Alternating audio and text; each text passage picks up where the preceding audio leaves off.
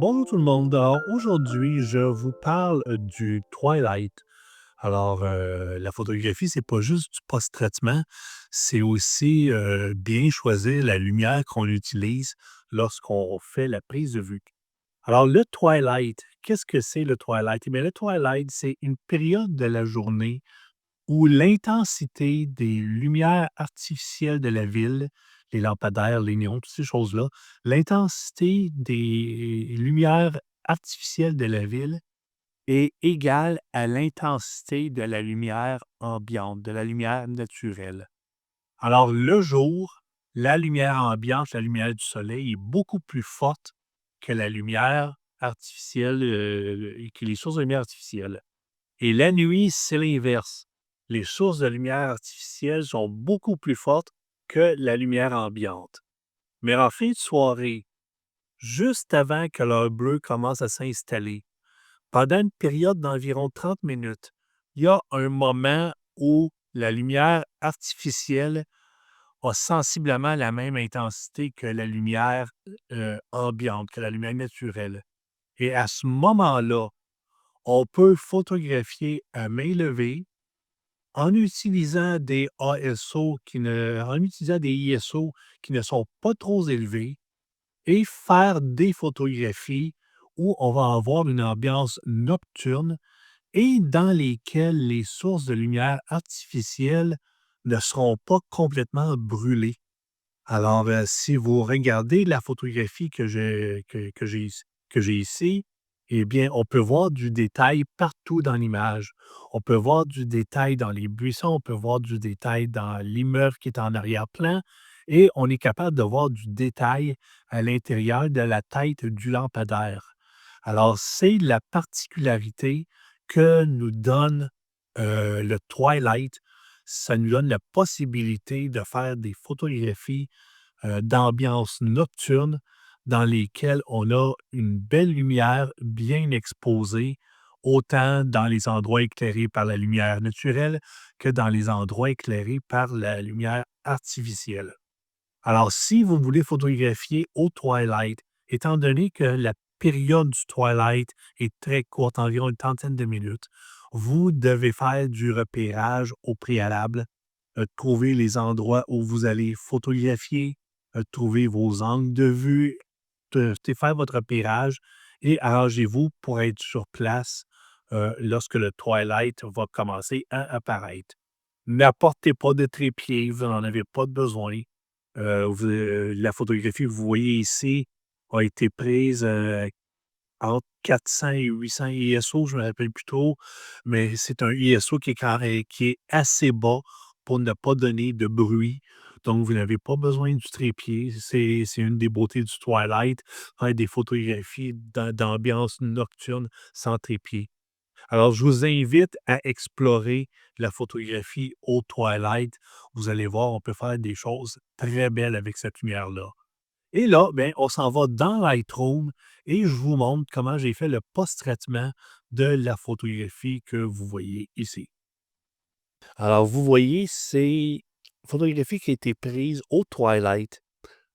Alors, si je zoome la photo, bien, vous voyez, on est capable de bien voir les détails dans les basses lumières. Vous voyez, dans les buissons ici, on voit bien les détails des branches et on voit bien les détails dans les édifices.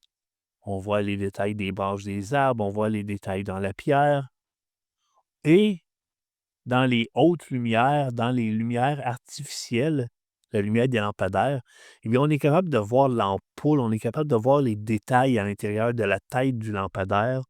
Alors, c'est ce que le twilight nous permet d'obtenir comme photographie. Alors, une photographie où on a du détail partout dans l'image, autant dans les endroits éclairés par la lumière naturelle que par les endroits éclairés par la lumière artificielle. Et si je regarde les paramètres de ma photographie, la photographie a été faite avec un ISO de 560 avec une vitesse d'obturation d'1/2 centième de seconde à f8. Alors, vous voyez, j'étais à main levée pour faire cette photo-là à seulement 560 ISO. Alors, c'est un ISO qui est quand même assez bas. c'est un ISO assez bas pour pas que j'aille de bruit dans la photographie. Alors, le twilight, c'est vraiment un moment génial pour photographier quand on veut faire des photos d'ambiance nocturne à main levée, facilement. Alors maintenant, c'est au post-traitement qu'on doit, aller créer l'ambiance de d'heure bleue ou l'ambiance de pénombre. Alors qu'est-ce que je vais faire? Je vais tout simplement prendre la courbe des tonalités et je vais diminuer la luminosité des basses lumières, comme ça ici. Et je vais augmenter un petit peu l'éclat des hautes lumières en prenant la partie droite de la courbe et en la remontant, comme ça ici. Ensuite, avec les curseurs de tonalité, eh bien, je vais commencer par éclaircir un petit peu les ombres. Voilà, comme ça ici. Donner un peu d'éclat au blanc, comme ça.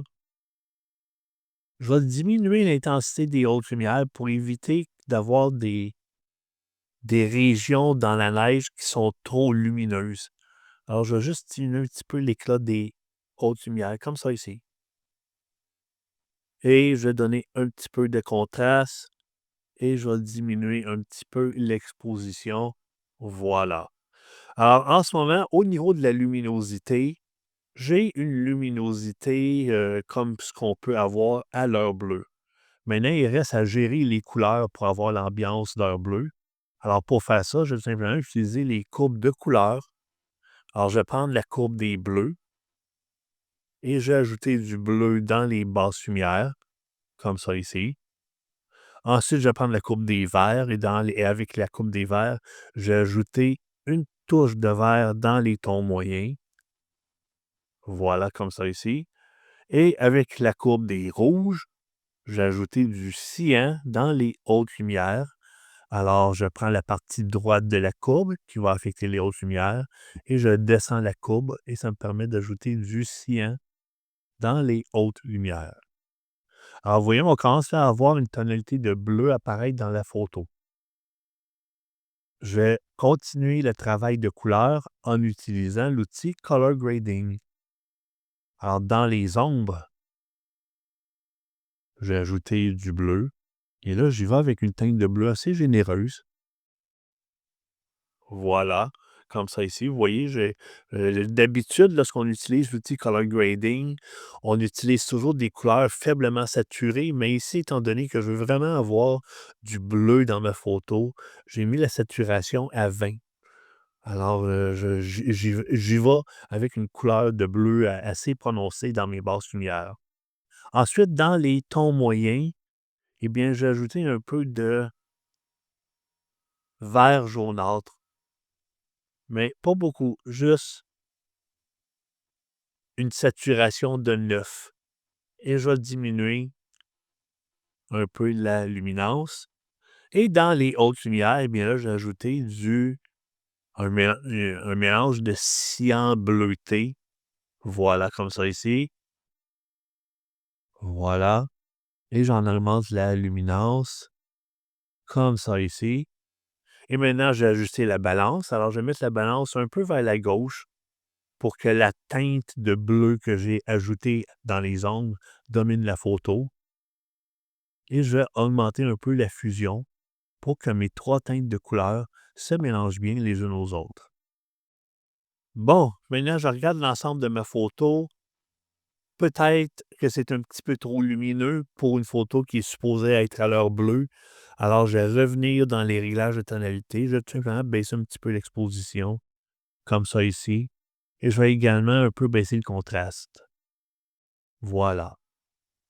Maintenant, je veux avoir du détail dans la neige. Alors, lorsque je zoome de la photo, euh, je peux voir la texture et les motifs dans la neige. Je peux les voir assez bien. Mais je voudrais qu'ils soient un petit peu plus prononcés, un peu plus nets. Alors, comment faire pour aller chercher du détail dans la neige sans que la neige devienne grise?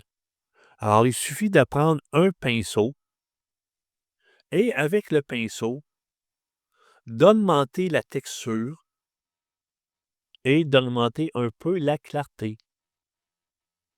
Ensuite, on ajuste les réglages de densité et de débit du pinceau. Alors moi, je mets le débit à 83 et la densité à 89. Si vous ne savez pas comment ajuster les réglages de débit et de densité, je vous invite à aller voir mon tutoriel où j'explique en détail l'usage du pinceau. Vous allez comprendre à quoi servent ces réglages-là. Alors, avec mon pinceau ajusté comme ça, je vais appliquer sur la neige. Voyez, j'augmente la texture et la clarté de la neige. Voilà. Et ne pas hésiter là, à zoomer pour que le pinceau soit appliqué uniquement sur la neige. Voilà, comme ça ici. Voilà.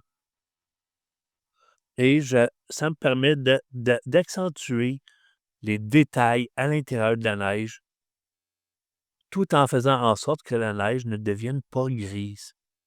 Parce que l'erreur que beaucoup de gens vont faire lorsqu'ils veulent accentuer les détails dans la neige, c'est qu'ils vont diminuer la luminosité de la neige. Alors, en faisant ça, oui, les détails vont ressortir, mais la neige, elle va devenir grise. Alors, on ne veut pas que la neige devienne grise, on veut que la neige reste blanche.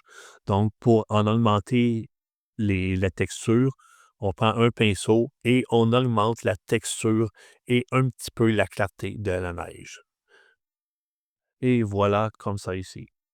Ensuite, je vais recadrer un peu ma photo, le cadrage 5x7, qui est le cadrage pour les photographies format paysage sur Instagram.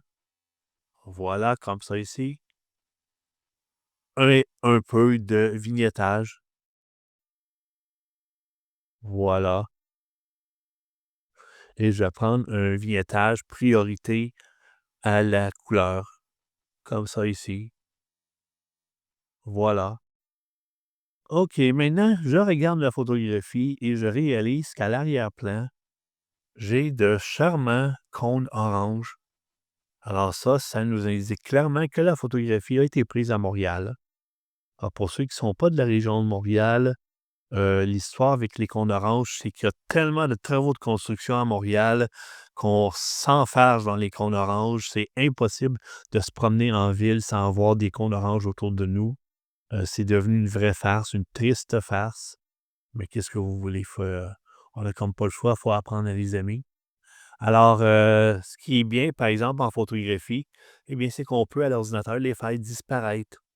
Alors ici, je vais utiliser la gomme à effacer avec l'intelligence artificielle générative et je m'en vais tout simplement peindre les cônes oranges, comme ça ici, supprimer. Et là, je laisse l'intelligence artificielle travailler.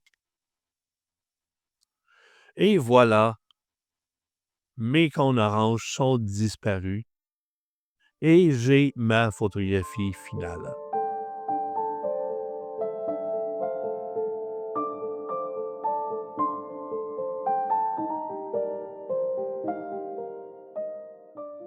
Alors voilà, le post-traitement est très simple.